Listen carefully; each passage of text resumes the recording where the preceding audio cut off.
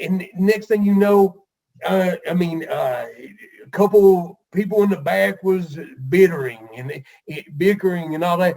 And I was over there and I was like, these are my peeps. I was like, I love it. I've been missing this. I was like, I at that time, I didn't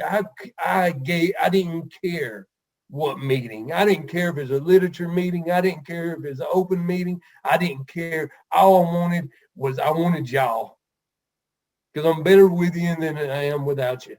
And I wanted, and I was there, and I got that feeling. And I want you to know, in that, I was I was in a lot of self-pity.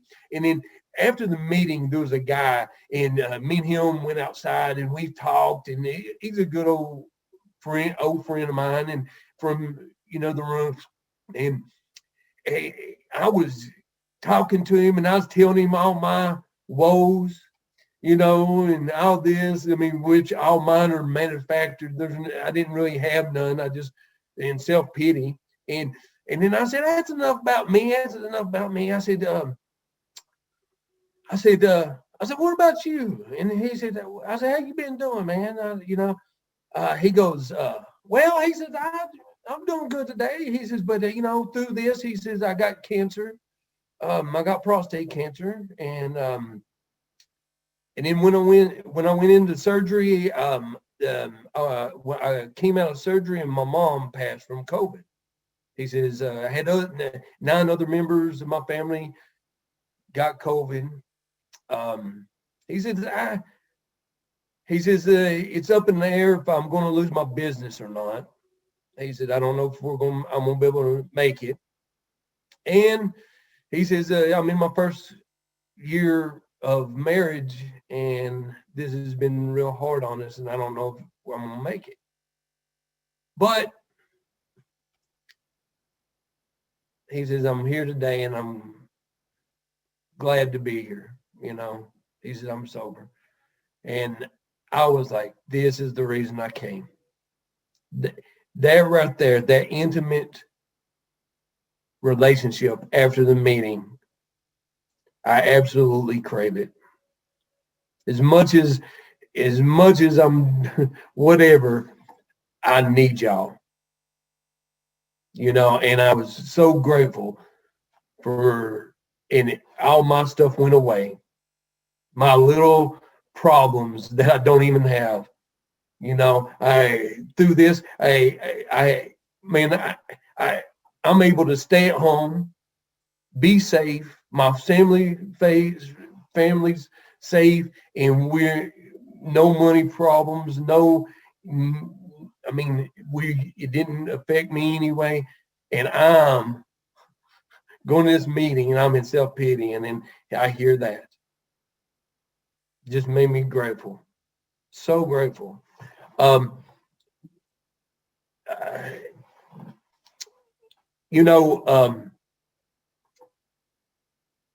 love AA.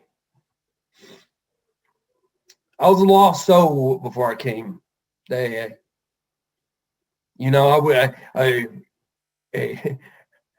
I remember I was on this. I got kicked out of a halfway house. I don't know if any of y'all been to halfway houses, but I've been kicked out of a few. And I got kicked out of one in Chattanooga, Tennessee. They had three rules. First one, don't mess with the women. Second, don't mess with the women.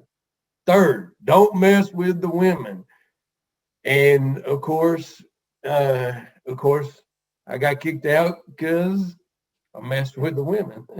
And then I blamed it on they shouldn't have had a co-ed halfway house. But anyway, but I got kicked out. I didn't have nowhere to go. I was living on the streets of Chattanooga and eating at the community kitchen and living in a mission. And I was reflecting today, especially when I was listening to these other speakers, and I was just thinking about what y'all have helped me do. And I just got overwhelmed, man. I got overwhelmed with the life that I got today compared to where I was. And I never thought that me getting my ass whooped that bad was going to lead to this. You know, um, um, I'm from Athens, Tennessee. My sobriety date's October 1st, 2006, and my I was thinking about, I was reflecting over this today, and my dad owned a bar, and so my dad owned a bar, and he and it wasn't like it was like a hole in the wall bar. It was like a knife and gun club. I mean, it was rough. He wouldn't let me come over. I mean, it was rough. I mean, and all my family was into drinking. They drank or they sold drugs. I mean, that was our that's what, or we had disability. Three options in my family, and ended up, and then my grandpa was a bootlegger, and so whenever early age in my early age, I could go to all the other bootleggers, and I could go up there I was 12, 13 years old, and I could go to the bootlegger and I tell them, hey, I'm Clyde's grandson, and and they just sell it to me. And so I had this hookup, and I'd go and I'd buy, and then I could even go and get, because they knew my family, I got my first line of credit. Yeah, Clyde boy, I trust you, but I want y'all to know I got my first line of bank credit because of course I got drunk and didn't pay him. But anyway, so I was always around it.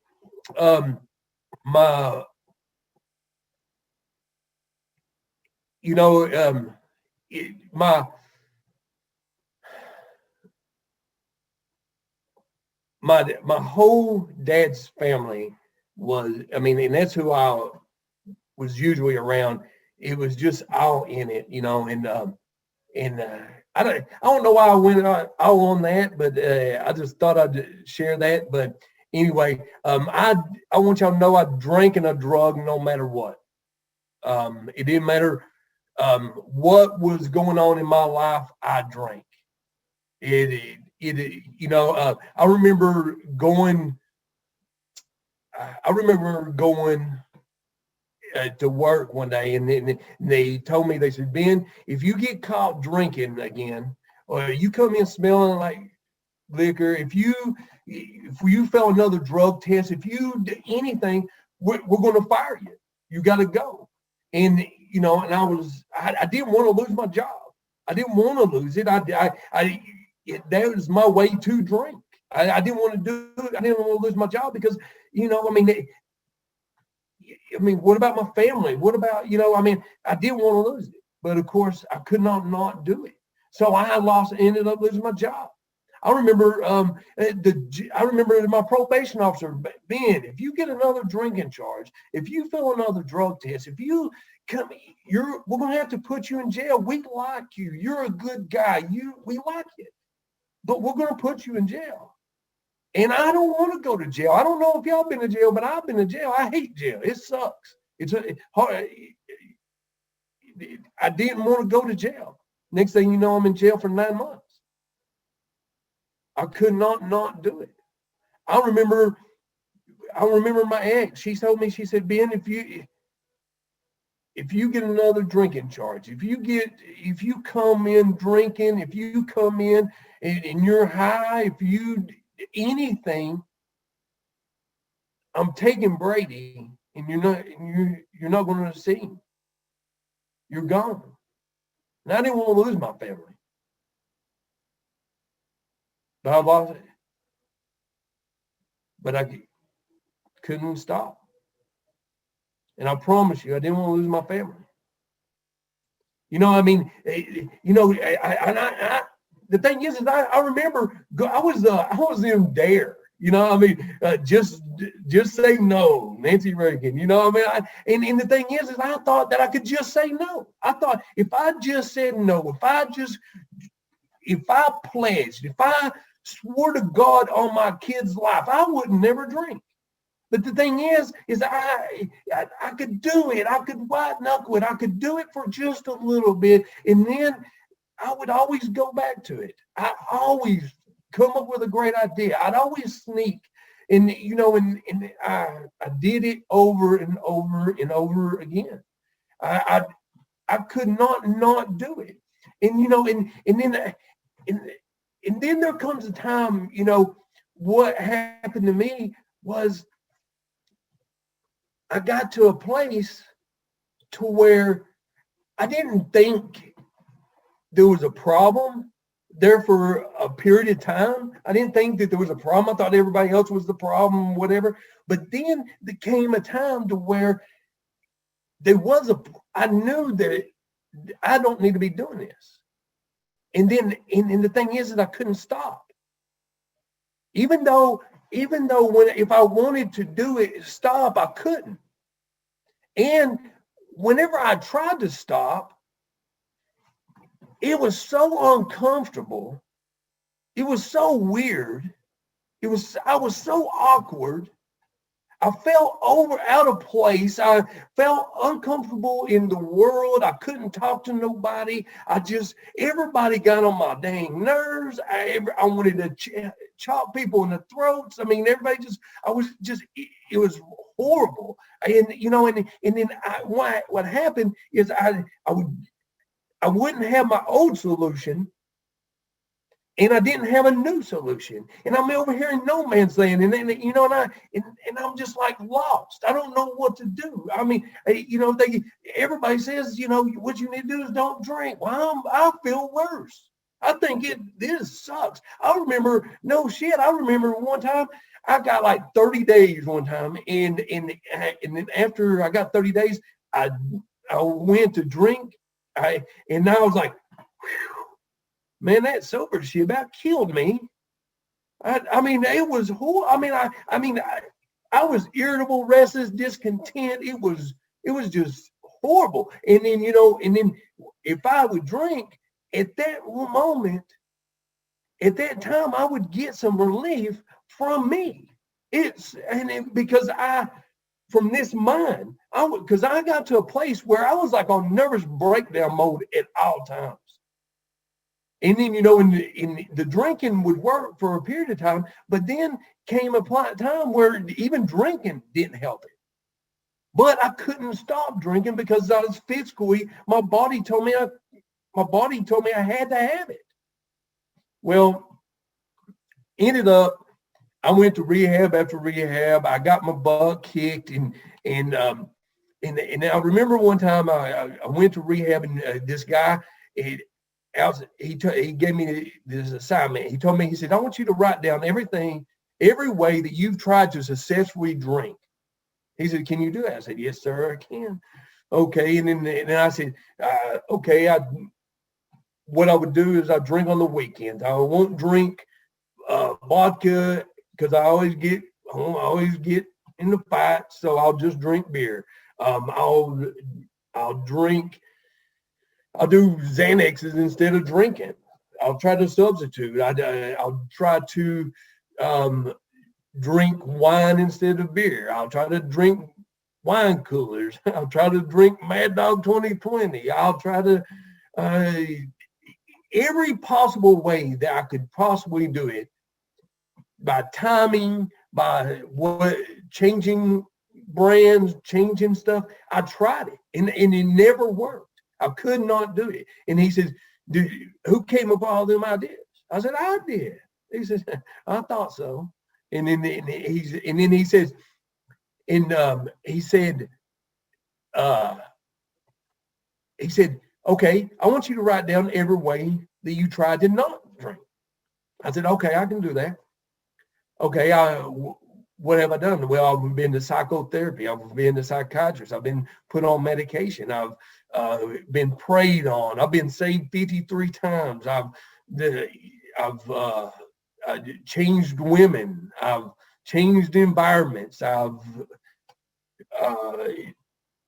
pledged, swore to God on my kid's life. I promised everybody I'll go to church. I'll go anywhere, anything. I don't want to be like this. I've tried it. He said, did any of them work? I said, no, sir. I said, none of them work. He said, who came up with all them ideas? I said, well, me. He said, it sounds like you don't need to have no more damn good ideas. And I was like, you're right. And then he said, he says, you can't do it and you can't not do it. He said, it sounds like you're screwed. I said, yes, sir, I am. He said, it sounds like you need to find a power, find something that's going to be able to help you do something that you can't do. I said, I need something. I said, and the thing is at that one moment, at that time, I was so beat down that the opportunity, whatever it was, I didn't care. I didn't care what it was called that was going to help me. I didn't care. I put no restrictions on what was going to help me. It's kind of like going to jail. Do you care who bonds you out? I mean, you don't say, let me check your resume, please. Just get me out of jail. And that's the thing is I was hostage and I was so miserable. I didn't care. So I didn't care what was going to help me. And then, but then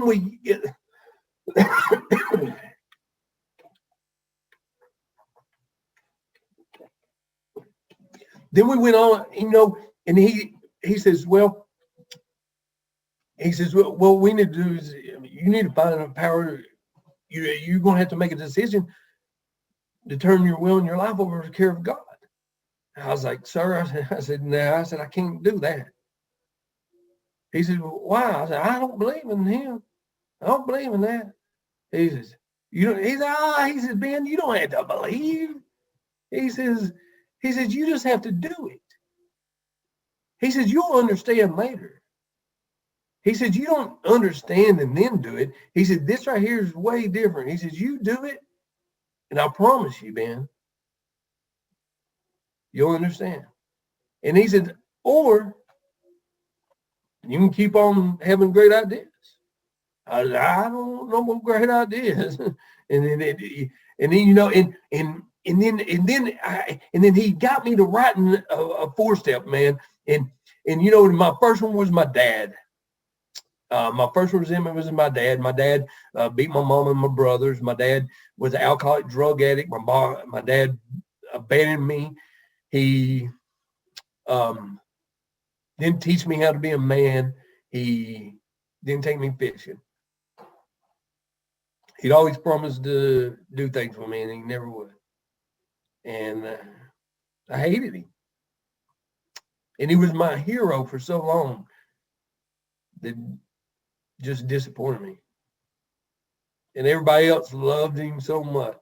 And then I'd be like, yeah, but he might be funny. He might be a good guy to you, but he's a horrible damn daddy to me. And I hated him.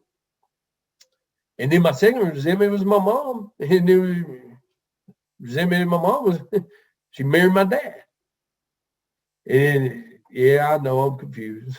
But anyway, and of course I was mad at her because we was poor. We was super poor. Living in poverty, and I wanted more. I wanted another mom and dad. And then my third resentment was God. And then my sponsor, he said, hold up. He said, you just got done saying that you don't believe in him. He said, now you believe him. Now you're mad at him. He said, you think you might be confused? I said, you sponsor people, y'all kind of tricky. I'm watching you. Yeah, I was like, and then, and what happened was, and this is just I was super mad at God. I was super mad because the position in my life, the parents he gave me, the family he put me in, the conditions of the way I live. And I hated him because I was mad at him because my daughter died. And so you ever get mad at somebody and just act like they don't exist? It's what I did with God. And somebody says, and I just act like he didn't exist. And and this is the thing. If I don't like somebody now, if I'm mad at somebody, you can really, I do the same thing. I just act like they don't exist. And I see that happen I just really noticing it here lately and when I'm doing my writing inventory.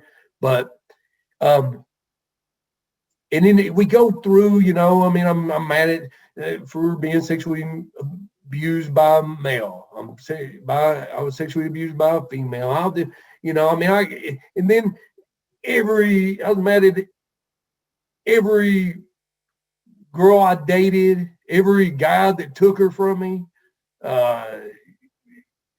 You name it, I was mad at you. And then he came back. He came back to my dad, and he goes, he says, didn't you say that your grandfather got drunk and shot your grandmother and killed her? I said, yes, sir. He said, so what happened with him? Did he? Yeah, I said, well, he lived with one. He would go from one family member. One of his older sisters took him in for a little bit, and then he went to an aunt, and then he would go to this person and that person, and he'd just go from one house to another, and and then he started living off the street, learning how to hustle and learning how to do stuff, and then he went into the military and went to Vietnam, and then he said so that he didn't really have a parent to teach him anything. And I said, no. He said, he goes, didn't you say that he beat your mom and brothers? I said, yes, sir. It is pretty violent. He said, didn't you say he was an alcoholic drug addict? I said, yes, sir. And then he goes, Ben, have you ever thought that maybe God saved you from him? He said, maybe, he said, well, if you would have been in his life, if he'd have been in your life, he said, you'd been the next one to get beat. I said, yes. He says,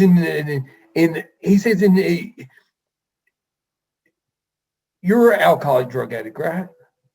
I said, yeah. He says, what kind of parent have you been? I said, I've been horrible. I've been a horrible father. He goes, Ben, I said, he says, I understand. He said, I was a bad parent too. He says, but did you wake up one day and just say, I think today's a good day to be a bad parent? I said, no, I didn't. He said, if you could have done better, if you could have been a better parent, would you? I said, yeah. He says, he says, do you regret being a bad parent? I said, absolutely. It's one of the most regrettable things ever. He said, me too. He goes, he said, Ben, have you ever thought that maybe, just possibly, He wanted to be a better dad, and he didn't mean to be. And if he could have been better, he would have. And don't you? He says, I don't know him. He says, but if I'm betting, I'll bet you that he regrets being the way he was and what he done. And I said, probably. And then, and what happened was I ended up, I didn't hate him as much. I didn't get over it, but I saw it from a different point of view. I saw it from a different angle. I saw it, and my sponsor took me through that, and I was like, but at the time I gave him a break, right?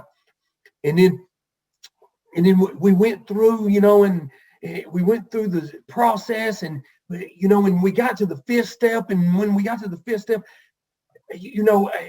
we saw all these fears. We saw all these resentments, how angry I was. And we saw how in relationships, how bad I was in how I treated everybody. And, and something that I realized in relationships, what I've done is I always seek out a father figure. I've done it all my life. I always looking for a father figure at my work, in meetings, in sponsorship, in everything. And then what I do is I want to be the best for you to like me, for you to love me, for you to accept me and whatnot. But then what happens is, then after you get so close, I won't let you get any closer because I'm afraid you're going to abandon me and reject me like my daddy did. I'm afraid that you're going to leave me like everybody else has left me. And then, in my abandonment issues, what I'll do is I will then sabotage our relationship and abandon you before you abandon me. And I'll become the person I hate because of the fear that drives me. The fear that drives me away from you. Because if you know me, you're going to hate me like I hate me. If you knew me like I know me, you're not going to be around me. And, going through this process, I seen that I have that issue. And then, and the other thing is, I always got to be the best at everything. I always got to be, and I'll work my ass off and I'll make people love me. And then what happens is I will use their love against them to get what I want. Like at work, I'll work and I'll be the most important. I'll be the somebody guy. Somebody go do this. I'm somebody. And I'll do it, and I'll do it, and I'll make them rely on me and count on me, and I'll be, because I'm just a hell of a worker. And then after they rely on me, I'll use that against them for me to get better benefits, for me to be their, I want the attention. I want them to treat me better, because I need that. I need that validation to be somebody. I just, and in my relationships, I've done that all my life. So, and then I use these people, and I'm so inconsiderate. I hurt so many people. You know what? This is no lie. When I went to rehab my last time, I didn't go to rehab because I wanted to quit drinking and drugging. The last time I went to rehab, it was because I wanted to quit hurting people, man. I wanted to quit. I wanted to quit seeing that on my mama's face every time I come in, that she would be sad. She would be sad because she would what is wrong with my little boy? And she'd blame herself for me being me. And then, and then right behind that, she'd be terrified what I was going to do. If I was going to steal, if I was going to manipulate her, lie to her, use her somehow. Because if you're in my life, I use you or I abuse you. Verbally, mentally, physically, emotionally, it don't matter. Because I don't mean to do it. I just don't, I don't have the ability not to do it. Because as much as I say I care about you, what I want always overrules it. So got to the fifth step and then ended up, I saw me. I saw the raw me. I had the spiritual awareness that I saw me as good as I've ever saw me in my life, man. And it was ugly. And my sponsor, he said, "You don't want to be that no more, do you?" I said, "No, sir. I don't want to be that." He says, "Well, you can't fix the problem with the problem." He says, "And it's going to take an act of God to help you." He says, "So you're going to have to humbly ask God to help you in this." I said, I'll do whatever. I don't want to be that. I don't want to hurt people like that no more. I don't want to use people no more.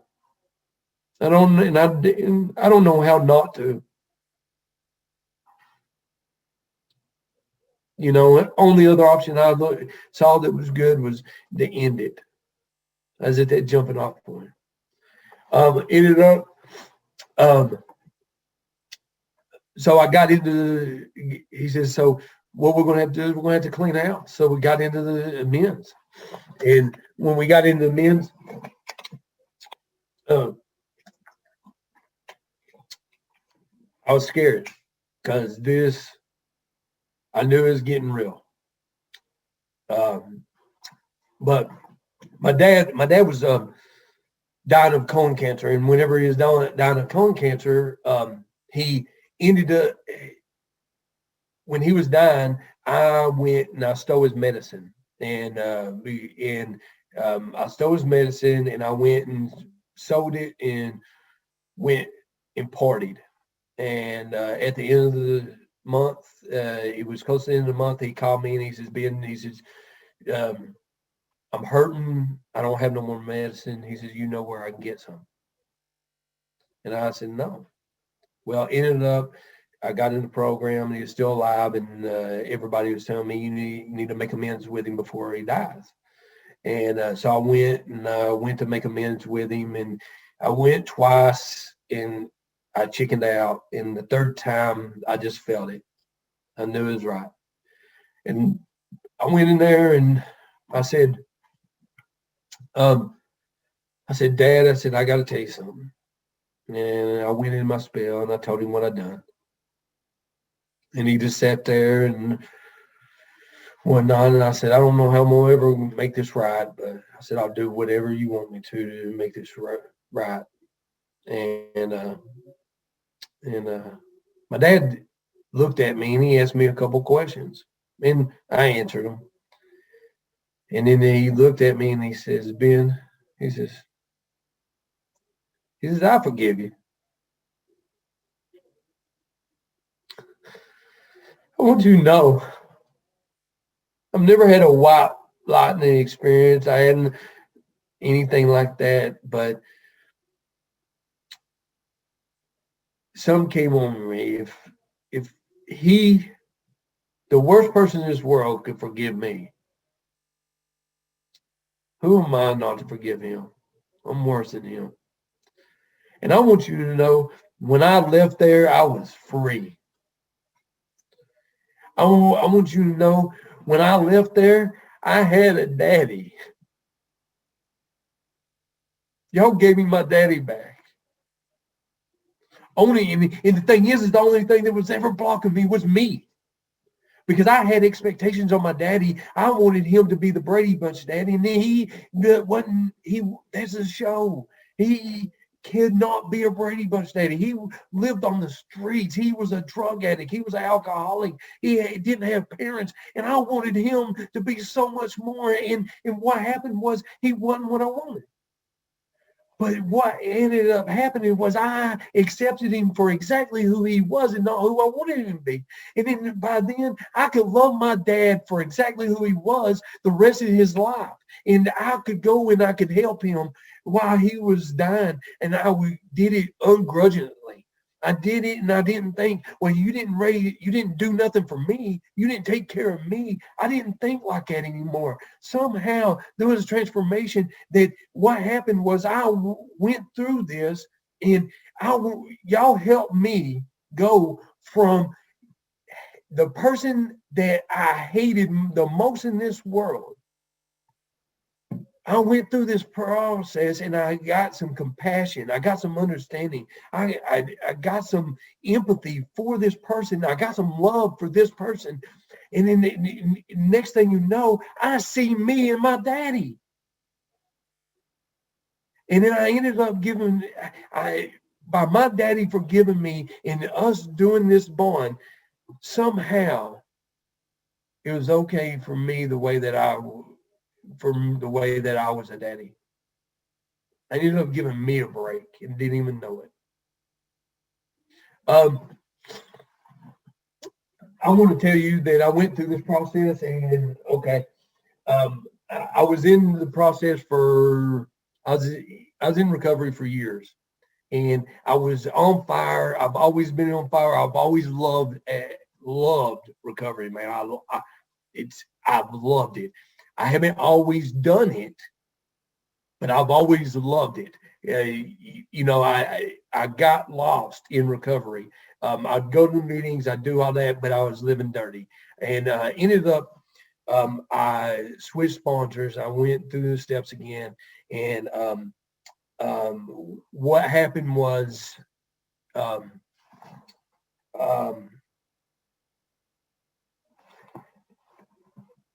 went through and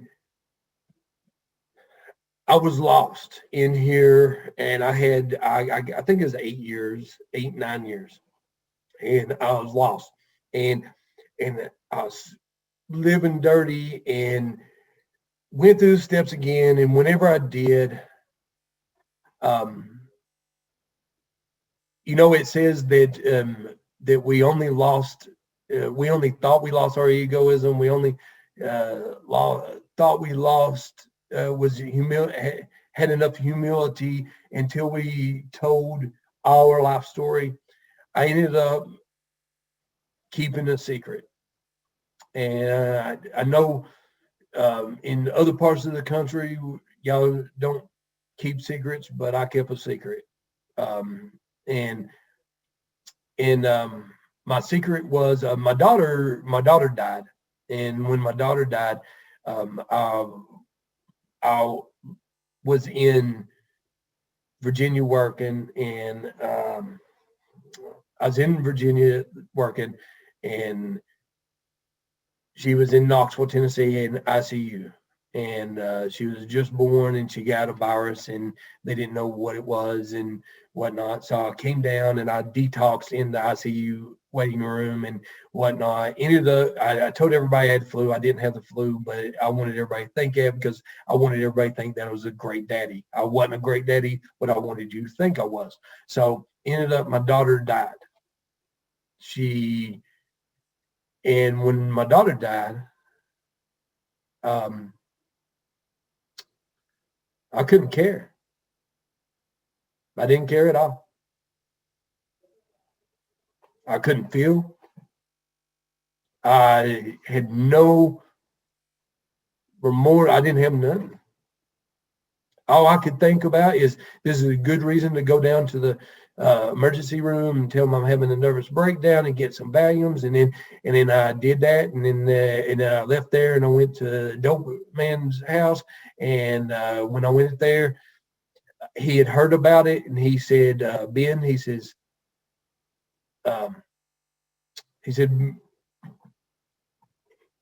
I heard about your daughter, and he says, it's very sad, and he said, if there's anything I can ever do, just let me know. I said, then hook me up, bro. I tried to get more out of my daughter's death.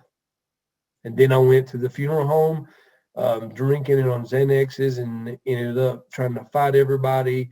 They all got caught. I couldn't go to my daughter's funeral, and then went to the grave. They wouldn't let me go to the graveyard, and I couldn't care. But there was this thing that came over me was I knew that there was something wrong with me. As bad as I was for not feeling about it, I knew that for me not to feel and care, I knew something was over me. And then I went on a run for all runs. I did things that I said I would never do. I stole, robbed, got physical with so many people. I hurt a lot of people.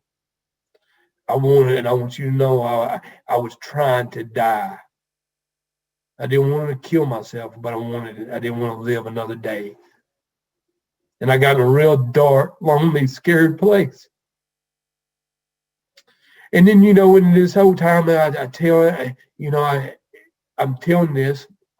My secret is this: when my daughter died, and I wouldn't ever tell nobody this, is they came to me and they asked us before she died, they asked if any of us if me or his mom has STD, and I do, and I told them no. And they couldn't figure out what it was that my daughter died from, and so my daughter died, and I never told nobody. I was scared. I was scared to tell somebody. If I told somebody, it means that they'd look at me weird. I'd be the blame of what my daughter. They'd blame me for my daughter. They would, I would never have sex again. People would say, ooh, they would, I wouldn't be able to have sex ever again. And this is the thing, as bad as that was, something that was even worse was I kept on having sex with people and not telling them. And I did it in recovery. I did it in the rooms of AA. And I felt like a fraud. I was living a double life. It was so deceitful. I mean, and I'm telling you, you can live with a secret in recovery until you can't live with it no more. And I'm telling you, mine was a few years. But and you can do all this other stuff and try to keep it calm. You can do so much service work. You can sponsor. You can read literature. You can do all you want, all this activity to hide from this in AA, and you can't hide from it. You can't hide from them secrets. They're in there, man. And I couldn't do it no more. And then I told my sponsor about it, and then I told him, I said, I'm about to get married. I'm engaged to be married. And I said, and she don't know. And he says, well, he said, Ben, he said, don't you think you need to tell her? And I said, do I have to? And he said, I think so. And then he goes, and then I said, I'm embarrassed to say this, but I said, can we get married first? and then he goes, no, I think you need to tell her before. And because I was thinking, if we get married, it'd be harder for she to accept it easier. But anyway, so, and and and I was like, I don't want to do this. I don't want somebody else leaving me. But I don't want to be that person no more. And he was killing me. So I was like, I'll try. I guess. And ended up, I left there, and I went back home, and I got to hurry and say this. Ended up went back home. We went to a movie, and and it was a Will Smith movie, and Will Smith's son dies in it, daughter dies in it, and and I start crying. I'm a blubbering mess in it, and then we're leaving, and when we're leaving, she ends up um, we're leaving, and I'm still crying a little bit, but I ended up saying, telling her it hit me, and I was like, all right, I'm gonna do it, and Leah, I said, I got to tell you something, and I said, and you're not gonna like it, and she said, what? I said, I've got an STD, and I said, I got it before I was with you, and I never told you, and I said, I've been deceitful. I said, and I said, it eats me up that you could have it, and I hurt you when I and I don't want to be that guy that does that to you. And I said, and I just, it's eating me up. I've been so dishonest. I've been so, all these things. I went in the spiel, and I mean, I just was babbling and whatnot. And then right in the middle of it, she just says, Ben, stop, stop. I was like, okay, okay. And then she goes, I got it too. And she says, and I had it before I got with you. You know the first thing that came in my mind?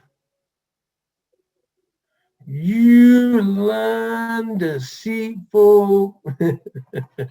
Oh, man, I'm telling you, the hypocrisy runs deep in me, man. And, and then my next thought was, what else you lying about? But but ended up finding out this is finding out that she had it, and she was in recovery, and she never told her sponsor. She had sex with other people and not told them. She had never told nobody. And this is the thing. So, and then as soon as we did this, she went and told her sponsor. She went, and she was going to this women's retreat, and she asked me if she could use this at her women's retreat, and she was going to use it for her question. And what they do is that they do this walk across, and you ask a question, and everybody stands up, and if you walk across, they ask, like, everybody that's been sexually abused walk across. And so in you know she was going to use this question. She could not wait to use this to be useful because other people go through the same thing. And so in this whole time, I'm so scared that what's going to happen to me if this happens. I think what's going to happen is she's going to leave me. People are going to say, ooh, this is going to be whatever. But I didn't know God's plan, and I trusted this process. I trusted my sponsor. I trusted y'all. And what happened was, y'all, the ripple effect is y'all helped free my wife.